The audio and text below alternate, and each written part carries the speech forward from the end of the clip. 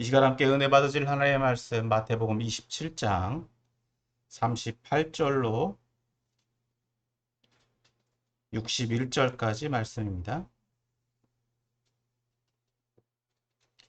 마태복음 27장 38절로 61절까지 말씀,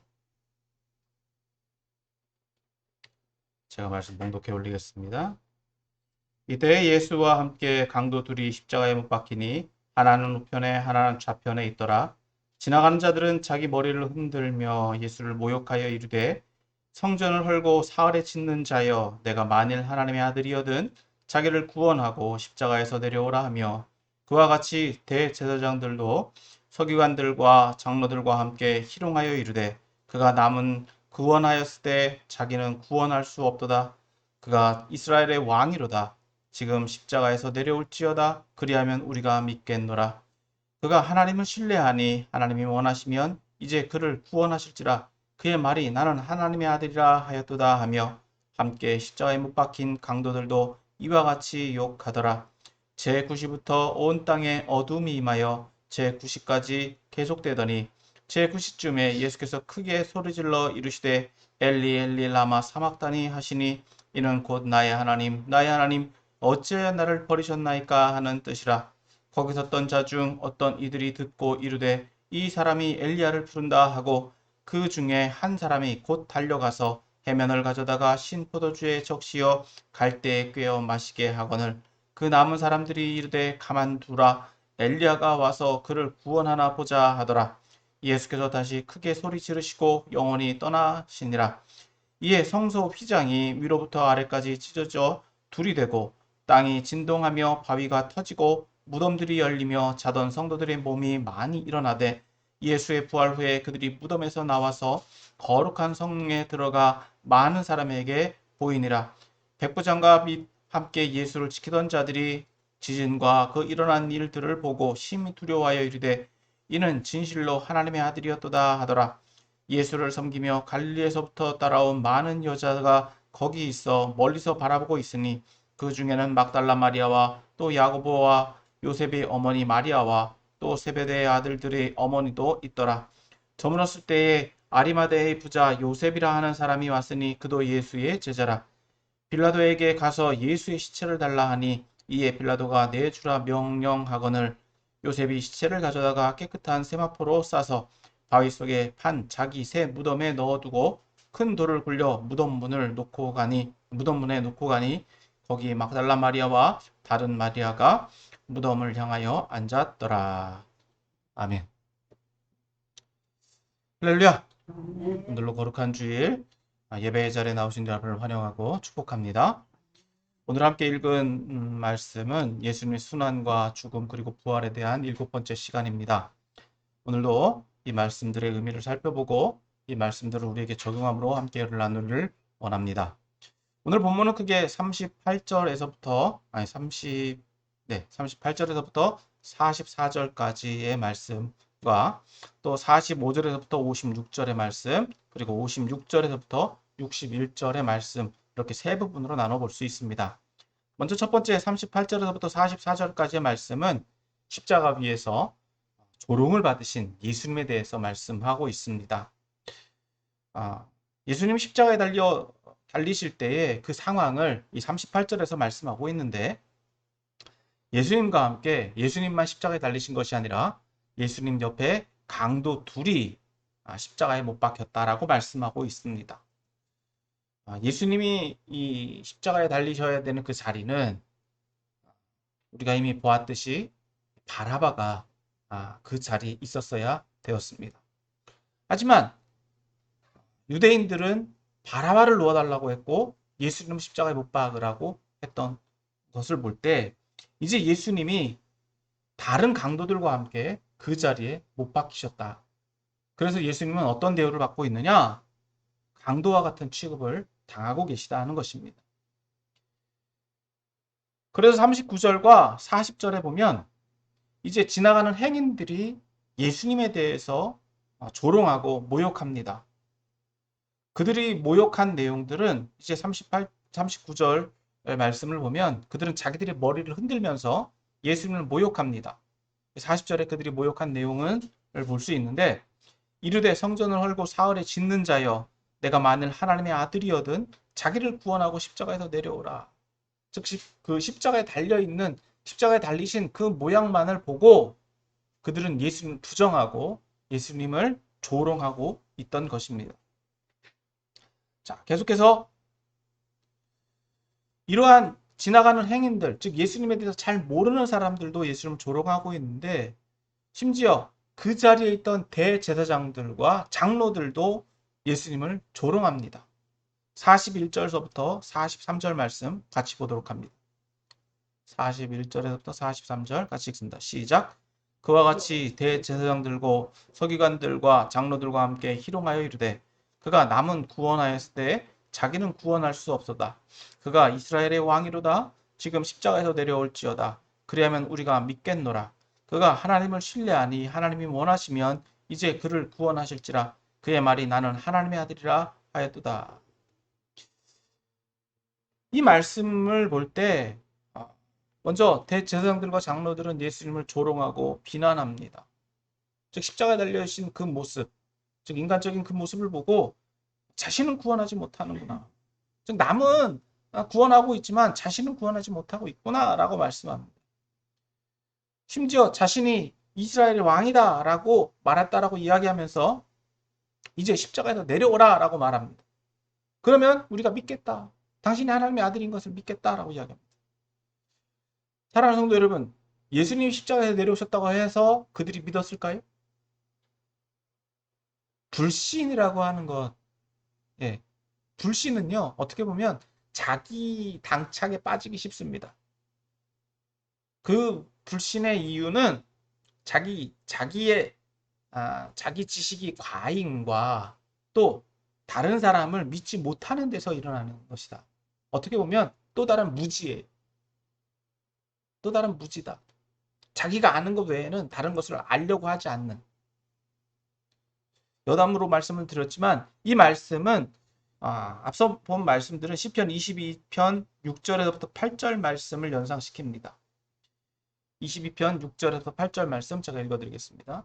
나는 벌레요 사람이 아니라 나는 벌레요 사람이 아니라 사람의 비방거리요 백성의 조롱거리니이다. 나를 보는 자는 다 나를 비웃으며 입술을 삐죽거리고 머리를 흔들며 말하되 그가 여호와께 의탁하니 구원하실 걸 그를 기뻐하시니 건지실 걸 하나이다. 이미 시편 22편은요 이렇게 말씀하고 있어요. 즉 메시아를 이렇게 조롱할 것이다. 다시 말해서 이미 예수님도 이 말씀을 기억하고 계신다면 자신이 어떻게 조롱당하고 어떻게 비난받으실 것이다 라고 하는 것을 알고 계셨다는 것을 우리는 추측할 수 있습니다. 심지어 대제사장들과 장로들은 자신들이 지금 행하고 있는 일이 이미 하나님께서 예비해 놓으신 일, 즉 악한 도구로 쓰임 받는 받고 있다라고 하는 것, 그것을 자신들은 모르고 있다. 그럼에도 불구하고 이제 대제사장들과 장로들도 예수님을 부정하고 있는데 이제 44절을 보면 누구까지 부정을 하느냐? 44절 같이 읽습니다. 시작. 함께 십자가에 못 박힌 강도들도 이와 같이 욕하더라.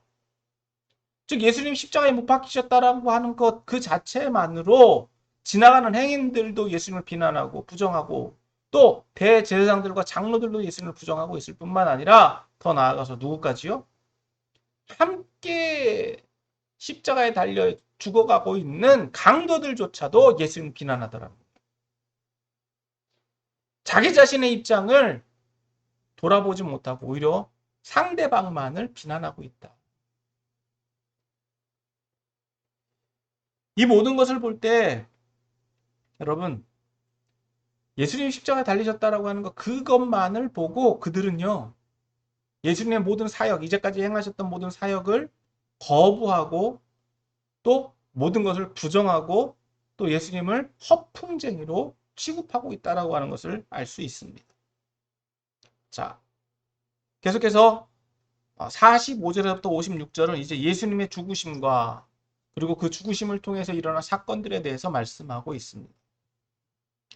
45절 말씀 봅니다. 45절 같이 읽습니다. 시작. 제6시부터 온 땅에 어둠이 임하여 제9시까지 계속되더니. 즉 예수님이 십자가에 달리실 때 여기서 제9시는요. 정오를 의미합니다. 12시, 낮 12시에.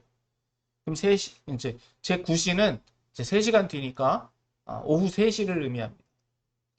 그러니까 12시서부터 오후 3시까지 어둠이 찾아왔어요. 온 땅이, 즉 이스라엘 지역에 어둠이 왔는데 그 이유는 알 수 없습니다. 하지만 이런 기상변화, 자연적인 현상을 통해서 그들에게 뭔가 예수님이 누구신가라고 하는 의구심이 생겼을 것입니다. 물론 예수님과 연관되어서 생각할 수 있는 사람들이라고 하면 그렇게 생각했겠죠. 자, 그때 이제 46절 말씀 봅니다. 46절 같이 읽습니다. 시작. 제9시쯤에 예수께서 크게 소리질러 이르되 엘리 엘리 라마 사박다니 하시니 이는 곧 나의 하나님 나의 하나님 어찌하여 나를 버리셨나이까 하는 뜻이라. 제9시 즉 오후 3시쯤 되셨을 때 예수님께서 크게 소리 지르셨다. 이 소리를 지르셨다라고 하는 것에 대해서 두 가지 관점이 있습니다. 어떤 분들은 이것을 승리의 외침이다 라고 이야기를 하는데 그것을 조금 적용하기는 조금 쉽지 않을 것 같아요.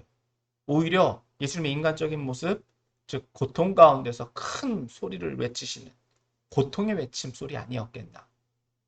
그래서 예수님께서 이렇게 외치고 계시다. 그 고통의 내용들, 그 예수님이 외치고 계신 소리의 내용들을 보면 또 그것 또 이야기 우리가 이렇게 말하는 것을 이해할 수 있을 것입니다. 즉 엘리 엘리라고 하는 것은 여기서 마태가 번역하고 있는 것처럼 나의 하나님 나의 하나님이라고 하는 히브리어입니다. 그러니까 이 말을 들었을 때에 사람들이 어떻게 그걸 들을 수 있느냐? 47절에서 보면 엘리야를 부른다 라고 들을 수도 있다는 거예요. 엘리 엘리 라마 사박다니 라고 이렇게 외치신 것을 보고 뭐라고요? 저 사람이 엘리야 선지자를 부르는구나 이렇게 들었다는 거죠. 근데 뒤에 있는 라마 사박단이라는 말은요 아람어입니다. 아람어. 그 당시에 유대 지역에는 이 히브리어와 아람어 공용어가 사용되었어요. 그러니까 유대인들이 쓰던 말과 이 팔레스타인 사람들이 쓰고 있는 아람어 두 가지 용어가 사용되고 있었다. 그러니까 라마 사박단이라는 말은 마태가 번역하고 있는 것처럼 왜 나를 버리셨나이까? 왜 나를 버리셨습니까? 라고 하는 말씀입니다. 자, 이 말씀은요. 시편 22편 1편에도 동일한 말씀이 기록되어 있습니다. 내 하나님이여 내 하나님이여 어찌 나를 버리셨나이까? 어찌 나를 멀리하여 돕지 아니하시오며 내 신음소리를 듣지 아니하시니까? 이렇게 시편 기자가 기도하고 있는 것처럼 예수님도 똑같이 하나님 앞에 기도하고 있는 것입니다. 어떻게 보면 이 죽음을 앞두고 있는 예수님, 이 죽음이라고 하는 과정을 통해서 예수님이 겪게 되는 것은 하나님과의 단절이다라고 하는 거예요. 생명이 있다라고 하는 것은 하나님과의 연결을 의미한다라고 한다면 죽음은요 하나님과의 단절을 의미한다. 그렇기 때문에 예수님께서 지금 외치고 계신 이 큰 소리는요, 외침은 하나님과의 단절에 대한 안타까움, 또 애통, 그리고 인간적인 모습으로 볼 때는 두려움의 목소리로 볼 수 있다는 것입니다. 예수님 또한 죽음이라고 하는 이 과정을 통해서 하나님과의 단절을 겪으셔야만 했습니다. 마찬가지로 인간 또한 죽음이라고 하는 과정을 통해서 하나님과의 단절을 겪게 됩니다. 문제는 그 이후의 삶이죠. 물론 예수님도 인간적인 죽음을 겪으셨을 때 그 이유에 대해서는 우리가 참 설명하기 쉽지 않습니다. 신학적으로 많은 논쟁들이 있지만 예수님은 분명히 이 죽음이라고 하는 과정을 겪고 있다라고 하는 것입니다.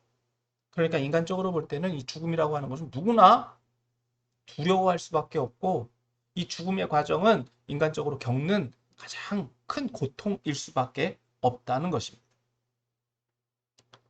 그렇기 때문에 이 예수님의 이 외침에 대해서 이제 즉각 반응하는 사람들이 있습니다. 48절입니다. 48절 같이 읽습니다. 시작. 그 중에 한 사람이 곧 달려가서 해면을 가져다가 신포도주에 적시어 갈대에 깨어 마시게 하거늘.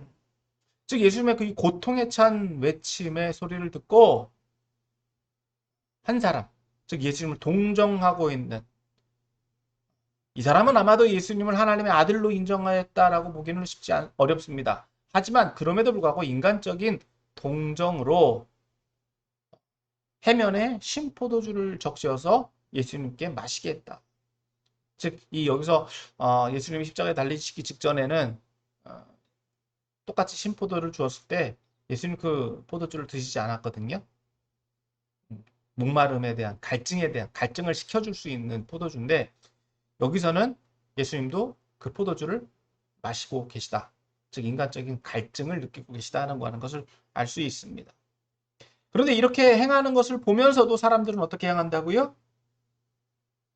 47절에서도 어떤 사람들은 예수님을 엘리야를 부른다라고 비난하고 있고 또 49절에서는 뭐라고요? 똑같이 이야기합니다. 그 남은 사람들이 이르되 가만두어라 엘리야가 와서 그를 구원하나 보자 하더라. 즉 죽음을 앞두고 있는 사람을 이렇게 극단적으로 비난하고 있다. 자, 그런 가운데에서 이제 50절입니다. 50절 같이 읽습니다. 시작. 예수께서 다시 크게 소리 지르시고 영원히 떠나시니라. 크게 소리치었다. 즉 마지막 외침이었죠. 고통에 찬 죽음을 당하고 있는 죽음을 겪고 있는 예수님의 큰 소리 외침. 마태는 이 내용을 기록하고 있지는 않습니다. 하지만 여기서 보면 이제 영원히 떠나가셨다라고 말하고 있는데 이 본문을 이해하는데 굉장히 쉽지 않습니다. 여러 가지 내용들이 있어요. 예수님이 하나님이시기 때문에 인간적인 죽음을 겪으실 수 없다라고 보는 사람들이 있고 또 어떤 사람들은 예수님이 육체에서 영원히 분리돼서 이제 떠나가셨다라고 보는 사람도 있고 굉장히 어렵습니다.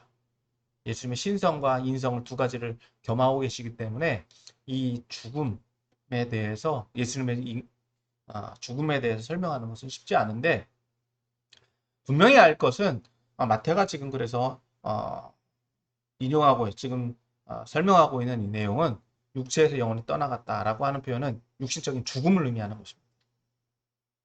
분명히 예수님은 돌아가셨다. 인간적으로 돌아가셨다. 숨을 거두었다. 라고 표현할 수 있다는 거예요. 여기서 예수님의 죽음이 의미하는 것은 무죄한 자가 백성들의 비난을 즉 저주를 받고 죽으셨다는 것입니다. 앞서 우리가 살펴보았듯이 예수님을 비난하는 사람들 누구예요? 지나가는 행인들. 모르는 사람들도 예수님을 비난합니다. 심지어 누구도요? 유대인의 지도자들도 예수님을 비난했어요. 더불어서 어떤 사람들도 예수님과 같이 십자가에 못 박혀 죽고 있는 강도들조차도 예수님을 비난하고 있다. 즉 예수님의 죽으심은요. 모든 사람들의 죄를 담당하고 계시다는 거예요. 그런데 예수님이 죄를 갖고 있는 사람이었다라고 한다면 그 죄가 무의미하지만 지금 예수님은 어떤 상황입니까? 죄가 없으신 분이에요. 무죄한 가운데서 사람들의 모든 죄, 비난을 감수하고 계시다. 근데 그 이유가 무엇 때문입니까? 하나님의 아들이시기 때문에. 이들이 예수님을 비난하고 있는 이유는 단 하나예요. 당신이 하나님의 아들이면 십자가 왜 지냐 하는 거예요.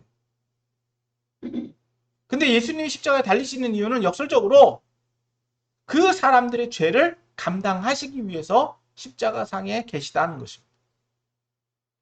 백성들의 죄를 짊어지고 계시다. 자, 그것을 이제 51절에서부터 그 죽음의 의미를 상징적으로 보여주고 있습니다. 자, 51절 같이 읽습니다. 51절, 52절 같이 읽습니다. 시작. 이에 성소 휘장이 위로부터 아래까지 찢어져 둘이 되고 땅이 진동하며 바위가 터지고 무덤들이 열리며 자던 성도들의 몸이 많이 일어나되. 자, 53절까지 볼까요? 같이 읽습니다. 시작. 예수의 부활 후에 그들이 무덤에서 나와서 거룩한 성에 들어가 많은 사람에게 보이니라. 예수님이 돌아가셨을 때 어떤 일이 일어났냐? 그냥 아무 일도 안 일어나고 끝났냐? 즉 예수님의 죽음이 끝이다 라고 지금 성경은 말하고 있지 않고 예수님이 돌아가심과 함께 징조들이 일어납니다. 첫 번째로 성소의 휘장이 찢어지는데 어디서부터? 위로부터 아래까지 찢어져 들이되었다. 여러분 성소라고 하는 것은 어떤 의미를 가지고 있습니까? 성소는요 하나님 만나는 장소예요. 근데 그 성소가 의미하는 것은 속죄의 장소입니다. 대제사장이 1년에 한 번 들어가서 백성들의 모든 죄를 양의 피에 담아서 속죄하는 자리예요. 그러니까 백성들의 무죄가 유효한 기간은 언제까지입니까? 1년이에요, 1년. 그런데 심지어 대제사장이 준비가 되지 않은 상태에서 성소에 들어가게 되면 그 대제사장이 죽습니다. 그러니까 백성들의 죄는 씻을 수가 없는 거예요. 다음 제사장이 들어가서 대신 그 사역을 해야 이제 백성들이 하나님 앞에 지은 죄가 씻어지는 거예요. 1년에 한 번밖에 그것이 허용되지 않습니다.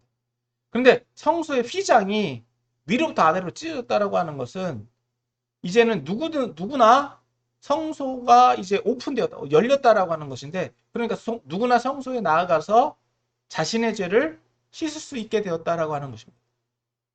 이제 또 한 가지로 보면 이제 하나님을 만나기 위해서는 하나님 성소에만 계신 분으로 생각할 수 있는데 이제 하나님은 성소에만 계신 분이 아니라 어디에? 어느 곳에나. 이미 하나님은 어느 곳에나 계셨지만 사람들은 하나님을 만나기 위해서는 어디에서나 성소 앞으로 나아갈 수 있다. 즉 성소의 기능이 완전히 상실된 건 아니지만 여전히 성소와 즉 하나님과 사람 사이를 가로막고 있던 이 휘장이 찢어짐으로 누구나 하나님 앞에 나아갈 수 있게 되었고 누구나 하나님 앞에 자신의 죄를 고백함으로 그 죄가 씻어질 수 있게 되었다. 즉 어떻게 보면 대제사장의 의미가 상실되었다라고 볼 수도 있는데 조금 변경된 거죠. 변경되었다라고 볼 수 있습니다. 즉 제사장의 의미, 즉 하나님 앞에 나아가 속죄하는 것은 누구나 가능하게 됩니다. 누구나. 그러니까 여러분 우리가 하나님 앞에 이따가 또 살펴보겠지만 나아갈 수 있는 자격과 기회를 누구를 통해서? 예수님을 통해서 얻게 되었다라고 하는 거예요. 더 나아가서 성소의 휘장은 누가 찢으셨다고요? 예수님이 자기 몸을 찢음과 같이 하나님께서 성소의 휘장을 찢으셨다. 즉 하나님과 우리 사이의 관계를 열어놓으셨다라고 볼 수 있는 거예요. 더 나아가서 두 번째 어떤 일이 일어났다고 기록하고 있습니까? 땅이 진동하며 바위가 터지고 지진이 일어났습니다. 땅이 진동하는데 무엇이 터져요? 바위가 터져요. 어마어마한 충격파가 있었던 거죠. 사실 이 진동을 통해서 성소의 휘장이 찢어진 것으로 보여지기도 합니다. 근데 더불어서 어떤 일이 일어났느냐? 무덤들이 열렸다. 그 당시 히브리 무덤들은요, 돌로 이렇게 막아놓습니다. 이렇게 땅을 파갖고 시체를 안치하고 그 무덤을 막아놓는 거예요. 그러니까 돌을 치워야지만 무덤 안으로 드나들 수가 있는데, 그러니까 이 막혀있는 돌들이 어떻게 됐다고요? 터져버렸다는 거예요. 문들이 다 열려버렸다는 거예요. 그럼 어떻게 되겠습니까? 안에 있는 시체들을 누구나 볼 수 있는 거죠. 그런데 이 누구나 볼 수 있는 이 시체들이 어떻게 되었다고 말씀하고 있습니까? 살아났다. 누가 살아났는지는 정확하게 기록하고 있지는 않습니다. 하지만 본문은 성도의 몸이 살아났다. 즉 의인들, 무고하게 죽었던 사람들이 살아났을 것으로 보여집니다. 그런데 오늘 그 사람들이 살아남은 것과 함께 어떻게 되었다라고 기록하고 있느냐? 예수의 부활 후에 그들이 무덤에서 나와서 거룩한 성에 들어가 많은 사람에게 보였다. 이 본문을 대할 때 사실 굉장히 좀 논란의 소지가 있습니다. 왜냐, 부활은 예수님부터 시작해야 된다라고 하는 주장이 있는 반면 예수님 부활의 첫 열매가 되셨기 때문에 예수님 부활은 예수님부터 시작해야 된다. 근데 이 본문을 보면 예수님이 돌아가심과 함께 이들은 살아난 것으로 보여지거든요. 그러면 또 본문을 보면 예수님이 부활하신 후에 이들이 무덤에서 나왔다라고 기록합니다. 그러니까 이들이 돌아다닌 것은요, 예수님 돌아가신 그날 당일이 아니라 예수님과 같이 부활한 안식 후 첫날 예수님과 같이 부활해서 돌아다녔다라고 하는 거 말씀하고 있는 것으로 보여집니다. 그러면 이렇게 죽었던 사람들이 살아났다라고 하면요, 엄청난 사건이거든요. 그럼 이것이 역사적으로 기록되어 있느냐, 역사적 사건으로 볼 수 있느냐라고 하는 또 하나의 문제가 있는데, 사실 이거는 확인이 되지 않아요. 그러니까 이것을 어떻게 받아들이느냐, 이건 종말의 때에 예수님이 완전히 예수님의 부활과 함께 그것을 믿음으로 받아들이는 사람이 똑같이 부활한 것으로 상징적으로 받아들일 것이냐, 즉 종교적으로 받아들일 것이냐라고 하는 여러 가지 논란들이 있는데, 일단 말씀을 그대로 받아들인다라고 한다면, 문자적으로 이해를 한다라고 한다면 예수님의 부활 사건을 통해서 많은 사람들이 일어났다라고 볼 수 있는 것입니다. 예수님의 부활을 통해서 깨닫는 사람들, 깨어진 사람들, 즉 육신적으로나 또 영적으로나 깨어난 사람들이 있다. 그렇게 받아들이는 것이 좀 우리가 이해하기 쉬울 것입니다. 그런데 이러한 사건들을 통해서 역설적으로 누가 먼저 깨닫게 되느냐, 누가 먼저 알게 되느냐, 54절입니다. 같이 읽습니다. 시작. 백부장과 및 함께 예수를 지키던 자들이 지진과 그 일어난 일들을 보고 심히 두려워하여 이르되 이는 진실로 하나님의 아들이었다 하더라. 예수님이 돌아가시는 그 과정들과 그 이후의 사건들을 보고 그들이 고백한 것은 뭐라고요? 정말 하나님의 아들이었네. 정말 하나님의 아들이었나 봐. 라고 하는 것입니다. 여러분, 이 로마 병정들, 이런 로마 백부장들, 얼마나 많은 사람들이 십자가에서 죽는 것을 보았습니까? 얼마나 많은 사람들이 십자가상에서 죽는 것을 보았겠습니까? 다른 사람들과 예수님의 죽음을 바라보면서 이들이 고백한 것은 뭐라고요? 하나님의 아들이었네. 예수님의 죽음이 다른 사람들의 죽음과 다르다라고 하는 것입니다. 정말 뭔가 다르다. 그런데 예수님은 누구시다? 하나님의 아들이시다. 자기도 모르게 고백하는 거예요. 그리고 또 예수님을 하나님의 아들로 인정하고 고백하고 있는 사람들은 누구냐? 55절, 56절에 보면 여인들 55절, 56절 같이 읽습니다. 시작. 예수를 섬기며 갈릴리에서부터 따라온 많은 여자들이 거기 있어 멀리서 바라보고 있으니 그 중에는 막달라 마리아와 또 야고보와 요셉의 어머니 마리아와 또 세베대의 아들들의 어머니도 있더라. 마태는 굳이 예수님의 어머니를 제외하고 있습니다. 그리고 언급하고 있는 3명의 여인들, 여기서 많은 여인들이 있다라고 이야기하면서도 특히 이 3명의 여인들을 언급하고 있는데, 그 사람들은 첫 번째로 누구요? 막달라 마리아, 그리고 야고보와 요셉의 어머니 마리아, 그리고 세베대 아들들의 어머니. 즉 예수님 앞에 자신들의 제자를 맡겼던, 어떻게 보면 지금 이 여인들은요, 예수님을 하나님의 아들로 믿고 있고, 또 여인들의 어떤 예수님에 대한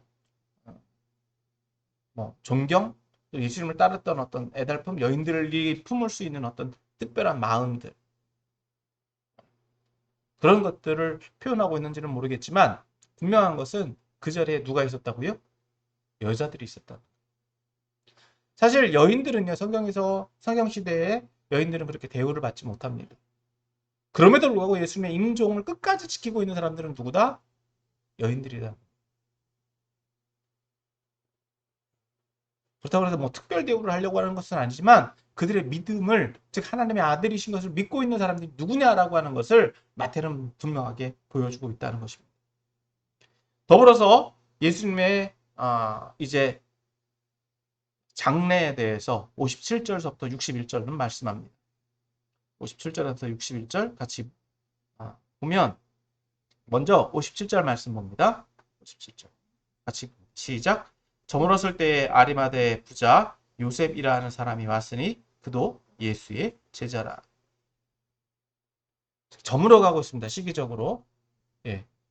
즉 저물고 있다라고 하는 것은 그 다음 날이 안식일, 즉 6월절입니다. 6월절. 그렇기 때문에 시간이 별로 없습니다. 근데 그 저물 시각에 누가 왔느냐? 아리마대의 부자. 여기서 부자라고 이제 강조하고 있는 것은 그 사람이 어떤 영향력 있는 사람이다라고 하는 거예요. 그리고 그 사람의 이름은 요셉이었는데 예수님의 죽음을 목격하고 이 사람이 요구한 것은 58절입니다. 같이 봅니다. 시작. 빌라도에게 가서 예수의 시체를 달라 하니 이에 빌라도가 내주라 명령하거늘. 즉 영향력 있는 사람이 빌라도 로마 총독에게 가서 이야기를 하니까 예수님의 시체를 내달라고 하니까 어떻게 하고 있습니까? 총독이 내줄 수밖에 없다. 즉 그렇게 이 아리마다 사람 요셉이라고 하는 사람이 영향력 있게 행사를 하고 있는데 그의 신분을 얘기를 해줍니다. 어떤 사람이라고요? 부자였지만 예수님의 제자더라. 사실 이 당시에 아리마대 사람 요셉이 예수님의 제자였는지 알 수는 없습니다. 분명한 것은 지금 마태는 아리마대 사람 요셉이 예수님의 제자였다라고, 즉 성경을 기록하고 있는 이 시점에서는 예수님의 제자다라고 하는 것을 밝혀주고 있습니다. 그래서 그가 행한 것은 무엇이냐? 59절에서부터 59절, 60절입니다. 같이 봅니다. 시작. 요셉이 시체를 가져다가 깨끗한 세마포로 싸서 바위 속에 판 자기 새 무덤에 넣어두고 큰 돌을 굴려 무덤문에 놓고 가니. 예수님의 시체를 거두어서 깨끗한 세마포로 쌉니다. 사실 이 과정을 보면 우리는 이게 그런 안장하는 것, 장례 일반적인 방법 아니겠냐라고 볼 수 있지만 유대인들이 볼 때는 뭔가 이상하다라고 볼 수 있습니다. 왜냐? 그 당시 이 시신을 처리하는 방법은요. 중동 지역에서는 이 시신의 향품, 시신을 깨끗이 닦고 특히 이제 훼손당한 분이잖아요. 그렇기 때문에 예수님의 시신을 깨끗이 닦고 안장을 해야 된다. 근데 지금 그런 전처리 과정이 없는 거예요. 그만큼 시간적으로 촉박하다라고 하는 것을 볼 수 있습니다. 그러니까 장례를 빨리 급하게 치르고 있다라고 하는 것을 볼 수 있는 거예요.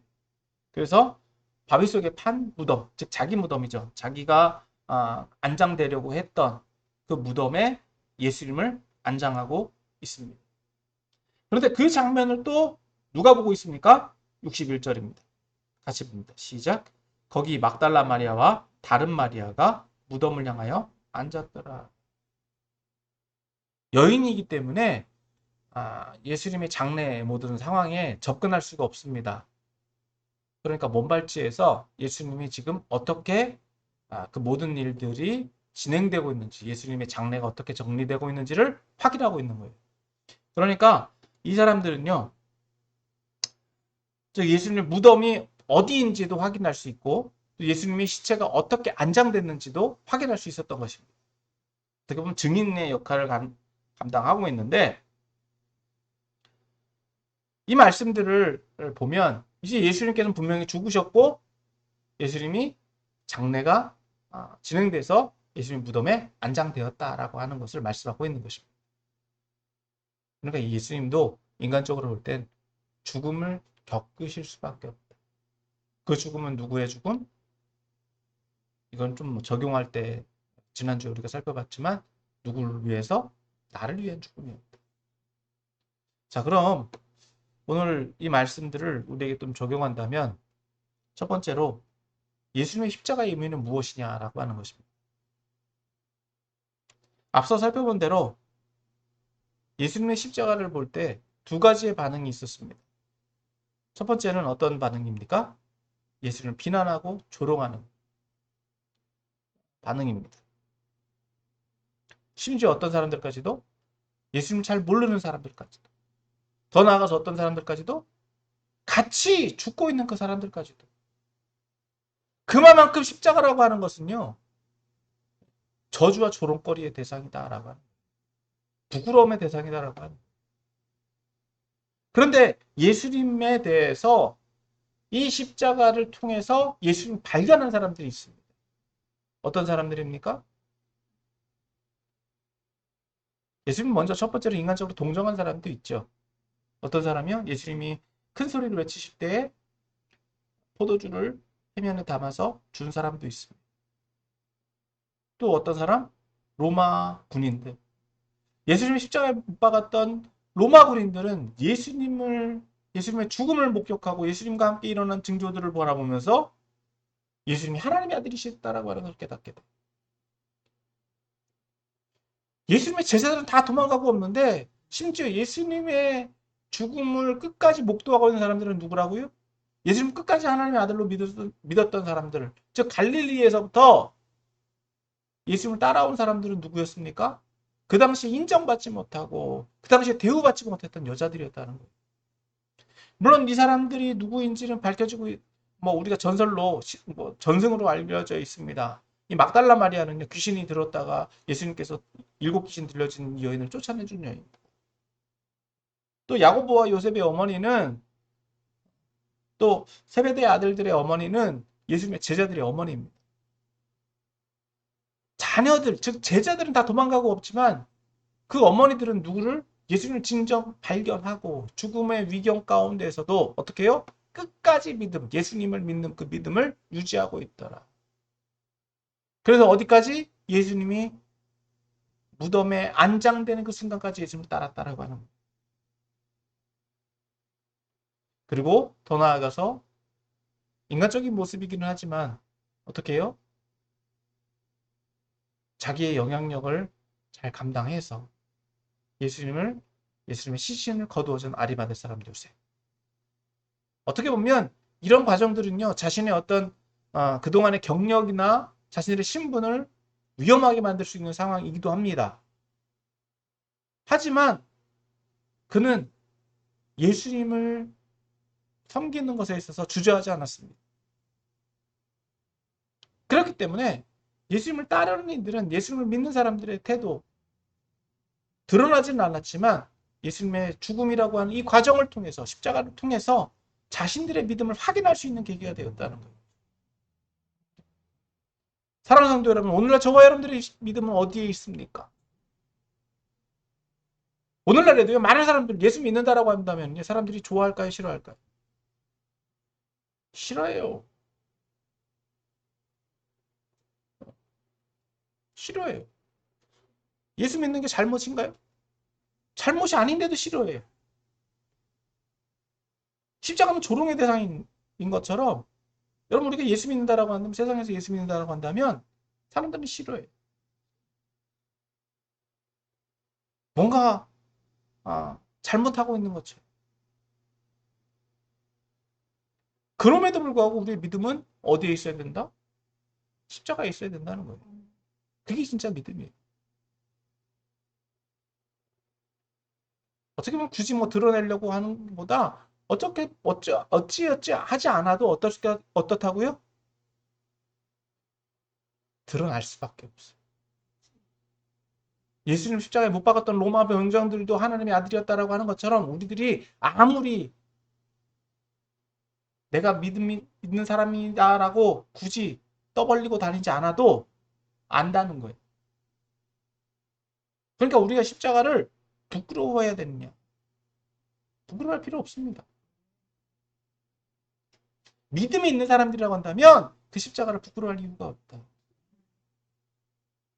그럼 다른 말로 우리가 십자가에 걸맞는 삶을 살아야 돼요.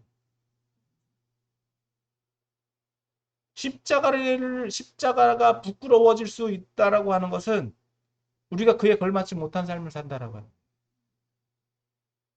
마땅히 십자가가 부끄러움이었던 것처럼 이 부끄러움이 우리의 몫이 된다라고 하는 것은 우리가 그만큼 못 산다. 당연히 당신은 십자가에 달릴 만한 사람입니다. 그렇습니다. 그런데 당신은 십자가에 달리지 않아도 되는 사람인데 십자가에 달렸습니다라고 한다면 그것은 자랑거리가 됩니다. 내가 굳이 자랑하지 않아. 여러분, 사랑하는 성도 여러분, 우리에게 있어서 예수님의 십자가 우리의 자랑이 되어야 될 줄 믿습니다. 내가 굳이 말하지 않고 내가 굳이 선포하지 않고 안 믿는 사람들이 알아요. 안 믿는 사람들이 알아요. 더 나아가서 그 믿음을 어떻게 하는 것? 삶을 통해서 선포해내는 거예요. 아리마대 사람 요셉이 자신의 모든 경력을 잃어버릴 수도 있고 자신의 신분에 노출되어서 똑같은 안 좋은 일을 겪을 수도 있었지만 어떻다고요? 그에 합당한 일을 하는 거예요. 그에 합당한 일을 해나갔던 거죠. 그와 같은 일들을 해나가는 거예요. 두 번째로 오늘 예수님의 죽음의 의미입니다. 어떻게 보면 오늘 이 말씀에서 보면 예수님도 똑같이 한 사람의 한 자연인 한 사람처럼 죽음을 겪고 계십니다. 그런데 그 죽음이 다른 사람의 죽음과 다르다라고 하는 것, 그것이 뭐냐는 거예요. 그것이 그 다름을 알 때 우리는 예수님에 대한 믿음을 더 굳건하게 할 수 있습니다. 오늘 예수님의 죽음이 일어날 때 어떤 일이 일어났다고 기록하고 있습니까? 성소에 휘장이 찢어졌고 지진이 일어났고 예수님과 함께 죽었던 사람들, 예수님의 죽음을 통해서 많은 사람들이 부활했다라고 이야기합니다.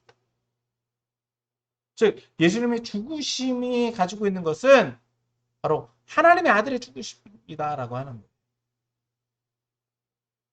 다시 말해서 하나님과 우리 사이를 이어주신 분이다. 다시 회복시키신 분이다. 그리고 예수님을 통해서 우리가 하나님 앞에 더 나아갈 수 있게 되었고 회복, 즉 회개의 역할을 우리에게 부여해 주신 분이다. 더 나아가서 지진과 무덤들이 열려졌다라고 하는 것은 그만큼 이 온 우주가 예수님의 죽음에 대해서 반응하고 있다는 거예요. 그렇기 때문에 예수님의 죽음은요, 한 사람의 죽음이 아닌 정말 우주적인 충격이었고 우주적인 아픔일 수밖에 없다라고 하는 거예요. 근데 그것을 우리가 받아들이느냐에 그것을 받아들이느냐 어떻게 받아들이느냐 믿음으로 받아들이느냐 아니면 그냥 우연이야 그럴 수 있어 그냥 자연현상이야 12시부터 3시까지 어둠이 왔던 것 그냥 그 시간에 그냥 일식이 있었나 봐 자연적인 어떤 현상이 있었나 봐 그렇다고 한다면요 그 사람들은 예수님을 그냥 한 자연인의 죽음으로밖에 볼 수 없어요. 근데 오늘 이 자연 현상을 보면서 깨닫는 사람이 있었다고 그랬죠? 누구? 로마의 군인. 예수님을 하나님의 아들로 인정한 사람. 이들도 하나님의 아들로 인정하는데 여러분 우리의 삶에서 일어나는 하나님의 역사들을 바라보고 체험하면서도 우리는 믿음이 어디로 가고 있냐. 말로는 믿는다라고 이야기하지만 우리 삶에서 정말 그 증거들이 나타나고 있느냐예요. 예수님이 십자가에 내려오실 수 있음에도 불구하고 안 내려오셨다. 여러분 이것이 의미하는 것은 뭐라고요? 예수님이 굳이 말씀하지 않아도요. 어떻다고요? 우주가 움직인다는 거예요. 자연들이 반응한다라고 하는 거예요. 다시 말해서 이것을 우리에게 적용한다라고 한다면 오늘 우리가 내가 예수 믿는다 굳이 말하지 않아도 나의 삶을 통해서 사람들은 안다라고 하는 거예요.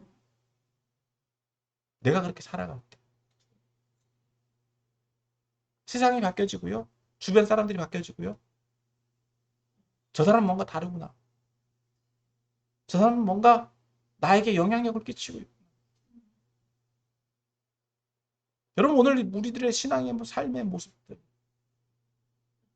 다시 한번 우리가 예수님의 죽음을 통해서 우리에게 다시 한번 적용해 봐야 될 점이 있습니다.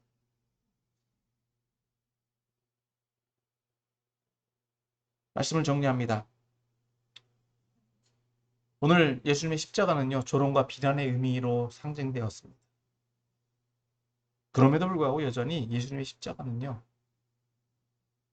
앞서 말씀드린 대로 그 십자가를 어떻게 바라보느냐. 조롱과 비난의 대상으로 바라볼 거냐? 아니면 그 십자가에 달려야 되는 사람이 누구냐는 거예요. 앞서 말씀드린 것처럼 그 십자가는 누가 졌어야만 됐습니까? 죄인 바라바가 졌어야 됐습니다. 하지만 그 죄인 바라바 대신에 예수님이 그 자리에 계십니다. 이는 바로 오늘날 저와 여러분들이 그 죄를 지고 그 자리에 있었어야만 됐다. 하지만 그 대신 누가? 예수님이 나의 죄를 대속해 주시고 하나님 앞에 나아갈 수 있는 길을 열어주셨다. 근데 문제는 뭐라고요? 그것을 어떻게 받아들이냐.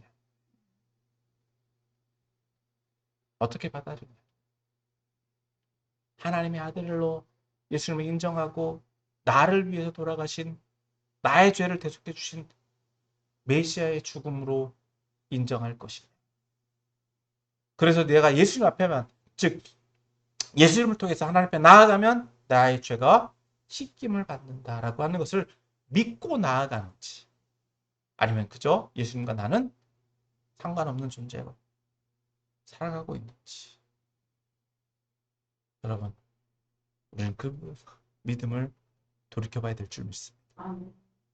그래서 여러분, 나를 사랑하셨어. 나를 위해서 십자가 지시고 나의 모든 죄를 씻어주신 그 예수님을 믿고 따름으로 더 나아가서 부활의 첫 열매, 부활의 예수님의 죽음과 함께 부활했던 사람들처럼 오늘 저와 여러분도 그 부활의 삶을 체험하고 겪어가게 되시기를, 겪어가는 그 믿음의 성도들이 다 되시기를 예수님의 이름으로 축원합니다.